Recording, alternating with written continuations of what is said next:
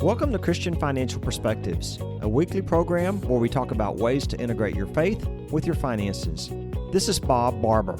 This is Mary Jo Lyons. Are you ready to learn the truth about money from a biblical perspective? Join us as we discuss what God's Word says about money and integrating your faith with your finances.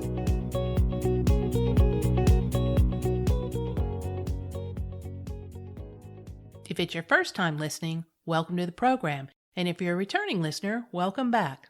Proverbs 2:2-12. Make your ear attentive to wisdom, incline your heart to understanding. For if you cry for discernment, lift your voice for understanding. If you seek her as silver and search for her as for hidden treasures, then you will discern the fear of the Lord and discover the knowledge of God. For the Lord gives wisdom. From his mouth comes knowledge and understanding. He stores up sound wisdom for the upright. He is a shield to those who walk in integrity, guarding the paths of justice, and he preserves the way of his godly ones. Then you will discern righteousness and justice and equity in every good course. For wisdom will enter your heart, and knowledge will be pleasant to your soul. Discretion will guard you. Understanding will watch over you to deliver you from the way of evil, from the man who speaks perverse things. So the key words in this passage from Proverbs 2:2-12 are wisdom, discernment, understanding, knowledge, and discretion. These words are so very important for today's podcast because the topic for today is if it sounds too good to be true. Wisdom and discretion play a major role in seeing the truth. Our goal is to help you with discerning the truth when it comes to promises made about financial products. Promises of high interest rates and stock market-like returns without any risk. Guaranteed income with no strings attached. Financial advice for free. If it sounds too good to be true, it probably is.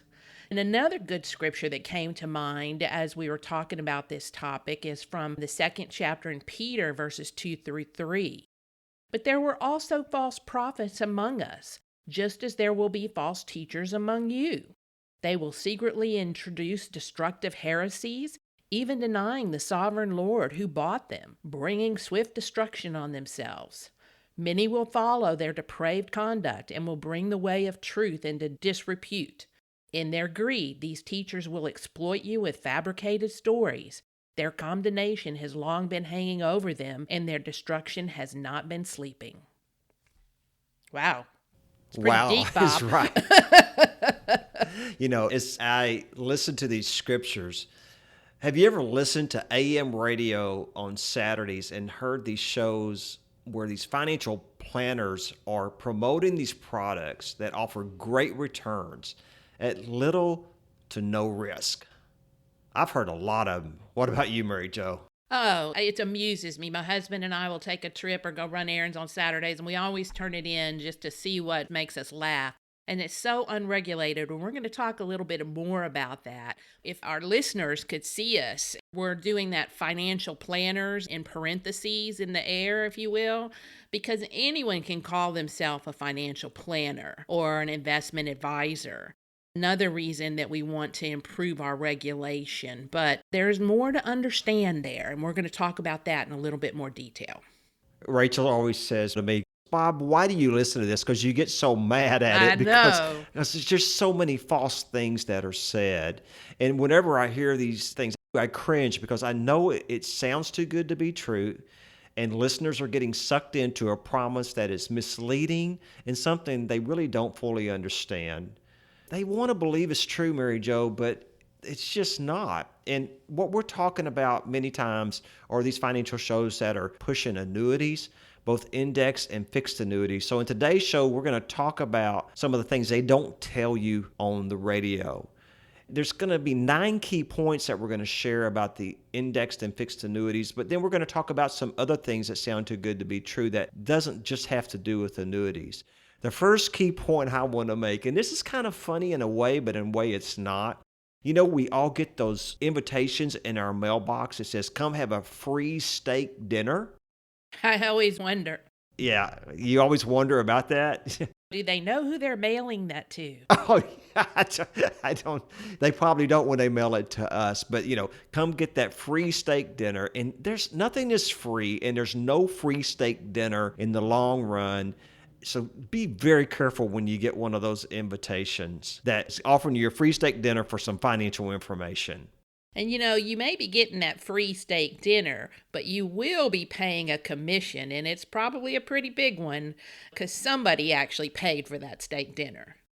The company actually takes the commission out of your money, and this is why at the end of things there is a surrender charge if you ever want to try to sell it or get out from under it. Another thing that's a key point to understand when you're talking about these index and fixed annuities and thinking about them is they'll speak of cap rates on these radio programs or if you go to one of these workshops. But you got to be careful what is referred to as a cap rate because they can be very low and have expensive management fees. So what is a cap rate? It's a maximum you can achieve, and many of these are marketed as you get the market upside with no downside risk. And this is usually tied to a cap rate or what we call a maximum participation rate. So let's say, as an example, we have a stock market that goes up 15%, which we've had in some recent years, and your cap rate may be 3 or 4, maybe even as high as 7%.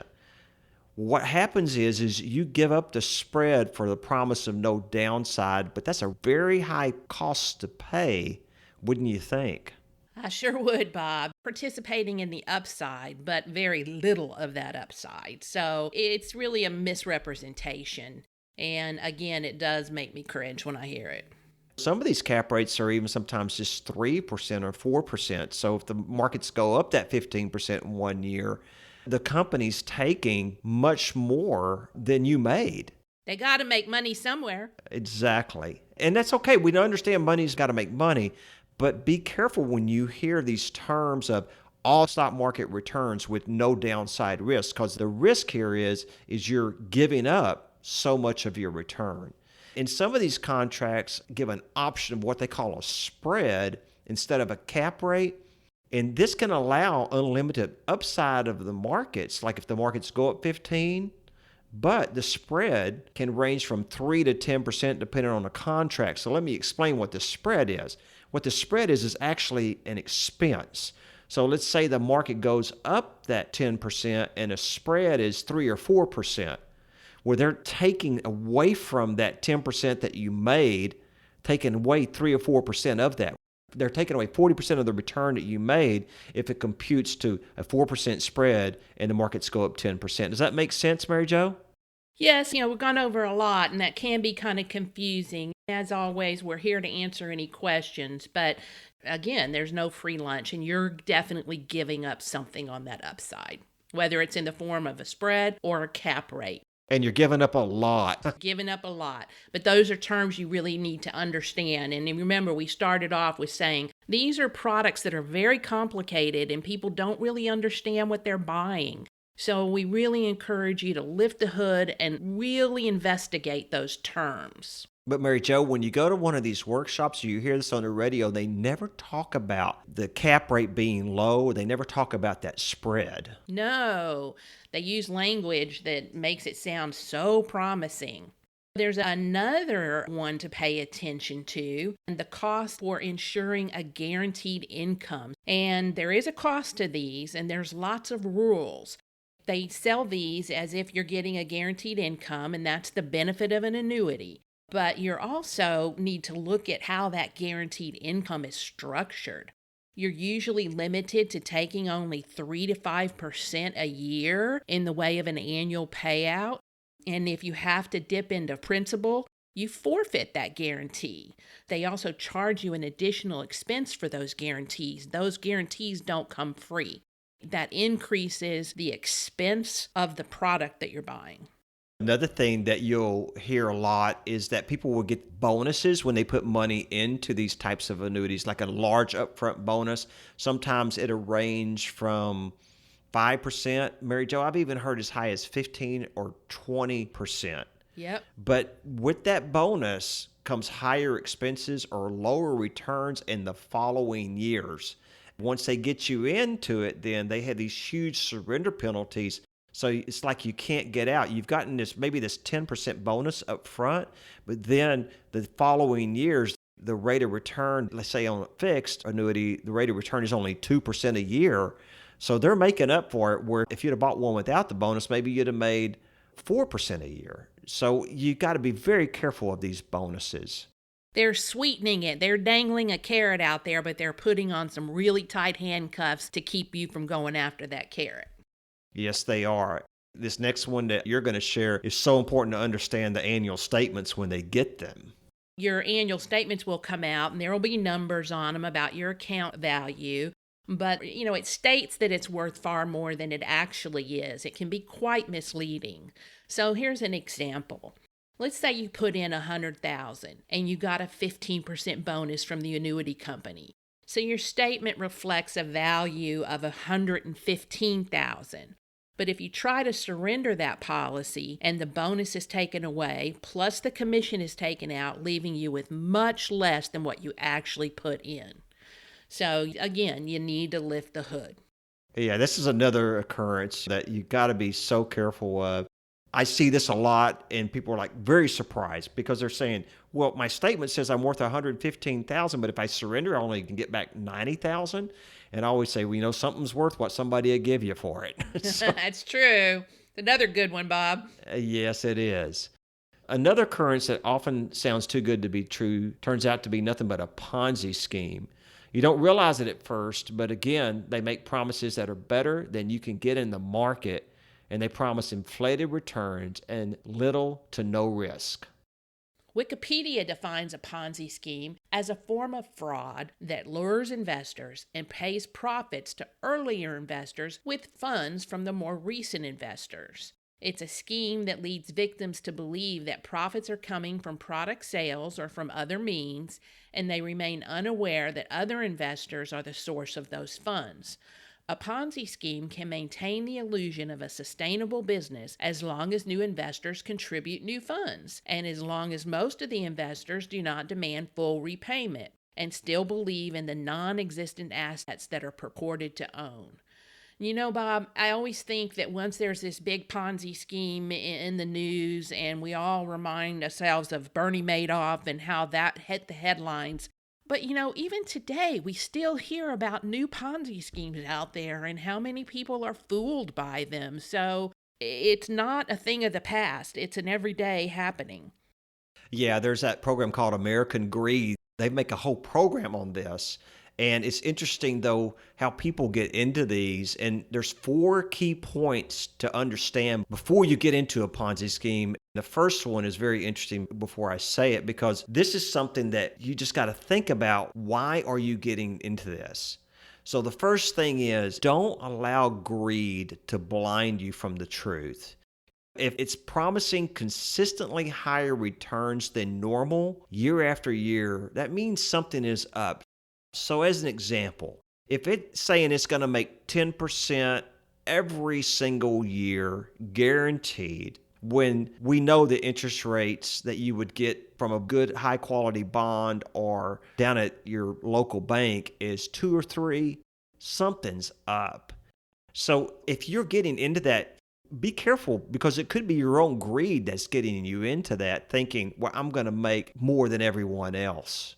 Because like we said in the definition of a Ponzi scheme, they're usually robbing from Peter to pay Paul until it finally catches up and the whole thing explodes. And you'll see, it's crazy. I've watched American Greed, and they're always falsifying statements. They're generated to show you that you have more than you do. So look at those statements too, because many times those statements are generated in a falsified manner. You hear that all the time. I'm not really sure how they manage to do it, but they do, and people don't ever question it, which amazes me. Common sense reminds us that nothing is really free. But I've been writing a book, and I don't know if I shared this with you, but I have a title, and the book is called Common Sense. Whoever said it was actually common. So And no for-profit professional gives their time away without some form of compensation or a hope of some form of compensation.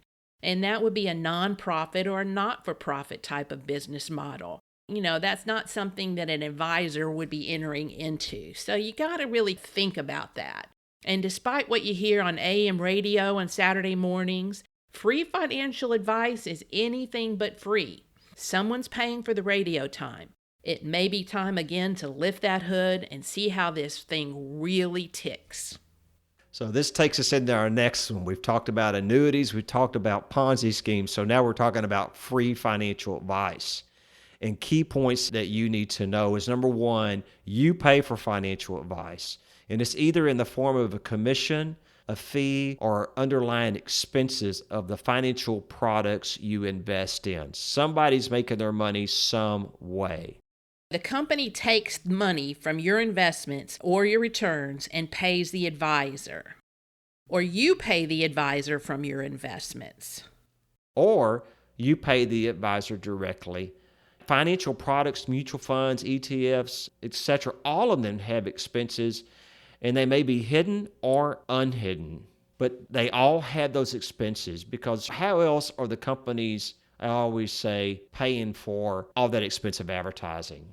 They sure are, Bob. They've got to pay for their brochures. They've got to pay for the marketing they do to the advisors that are selling them, their TV commercials, all the forms that they have to generate. So there's just the cost of doing business. So they're paying for that somehow. All the financial services company put their names on the sides of stadiums and sponsor professional sports teams and bowl games. Well, who do you think paid for all that? If it sounds as if we're coming from a position of suspicion or cynicism and doubt, and I know that's really a very negative approach to life, is that who we've become, you think? I hope not. I hope not. But Mary Jo, we need to bring this up because you make a great point. It may seem that way, but we're really talking from experience. And we know this from clients all the time that we meet. We've done the research, and we could sell these commission-based products if we wanted to. But we've made a commitment to avoid doing business that way because as fiduciaries, we don't see this as being in the client's best interests. Many of those commission-based advisors who sell these types of products are not serving their clients as fiduciaries, so they're not held to that higher standard of care. And another thing we want to look at before we wrap up today's show, let's look at income streams for a minute. Retirees are often lured by the promise of income for life. Who wouldn't be? Creating an income stream that you can't outlive, it's important and it's attractive for many clients. We fundamentally agree with this concept. Everyone should have this in some form or fashion. But we look at these annuities a very expensive way to obtain this promise. So you've got to consider the total return and the true cost. It's interesting. We can just look at the math. Let's say they advertise a contractual guaranteed growth rate of 4% or maybe even higher. Once you figure in the commission cost of these products, which is the true taxable equivalent yield of these products, you may be paying 5, sometimes 7% commission to get that guarantee of 4. So all you got to do is the math. Does that make sense? You're paying 7% in commission for a guarantee of 4%. Now, come on, does that really make sense? There's got to be more cost-effective ways to achieve the same thing, and this is what we do for our clients.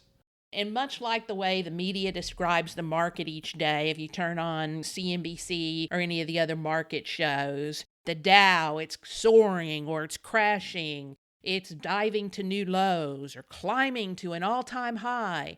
And they use these extravagant adjectives to get your attention. And these insurance companies, they do the same thing. They use words like safety, conservative, prudent, guaranteed. And all these words make us feel good. They're reassuring, and they use them for that reason, to lure you in and get you to lower your guard and lower your defenses. So if you start hearing this kind of language, you need to be wary. A little bit of last-minute education when it comes to these annuities. There's 3 types.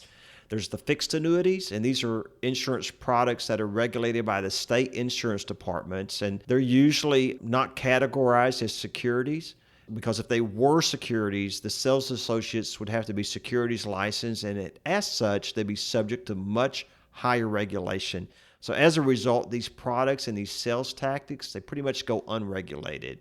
And then there's variable annuities that are security products and are regulated by FINRA and the SEC. Then there's hybrid annuities, which are a combination of these two. They're very complex, difficult for even the advisor to really understand them. They pay even higher commissions to the broker or planner selling them. And the name became popular when, you guessed it, the hybrid cars became popular. They appeal to a certain consumer and it makes them feel all warm and fuzzy. I'm guessing much like the new Green Deal they're coming out with a lot of hidden cost. Oh, you know it. There's another thing that sounds too good to be true, but that's another podcast, Bob. And we talked about this earlier. These products you hear, they're sold and they're marketed on TV and radio and the internet. If these products were regulated by the securities industries, these ads, they wouldn't fly. They would immediately be prohibited advertising practices. And, that's something that impacts you and I, Bob. We are very limited to what we can say. We can't ever use the word guarantee because of our licensing and the standards that we have to adhere to. One other thing we can't ever do is put an image of a rainbow. So all those promissory words, we're prohibited from using them, and there's a good reason for that. As we've said, having some form of income you can't outlive, it's a good thing. And if that features of an annuity appeal to you, there are some good eggs out there. So there are some good annuities with low cost, and there are some great products that serve this specific need. However, you don't see these widely advertised because there's very little money to be made by the provider or the issuer, and they're fairly priced. It's one of those products that after you talk about them or try to sell them, you don't feel like you need to take a shower. And I get that way when I talk about the fixed and indexed annuities. Don't you, Bob? Well, yeah, I do. And knowing from years of experience now, I've seen it all, Mary Jo, and it has made me a little suspicious. Naturally so. In closing of today's program, if it looks like a duck, sounds like a duck, and quacks like one, it probably is a duck. In other words, if it sounds too good to be true, it probably is. You are listening to Christian Financial Perspectives. Join us next week as we explore what God's Word says about money. And don't forget, you can sign up for our free newsletter at ciswealth.com or give us a call at 877-71-TRUTH. That's 877-718-7884. To make sure you don't miss any of our podcasts regarding the truth about money, be sure to subscribe to Christian Financial Perspectives at christianfinancialpodcast.com for free. If there are any specific topics you would like to hear more about, we'd love to hear from you. That's all for now. Until next week. Comments from today's show are for informational purposes only and not to be considered investment advice or recommendations to buy or sell any company that may have been mentioned or discussed. The opinions expressed are solely those of the host, Bob Barber and Mary Jo Lyons. Bob and Mary Jo do not provide tax advice and encourage you to seek guidance from a tax professional. Investment advisory services offered through Christian Investment Advisors, Inc., DBA CIS Wealth Management Group, a registered investment advisor.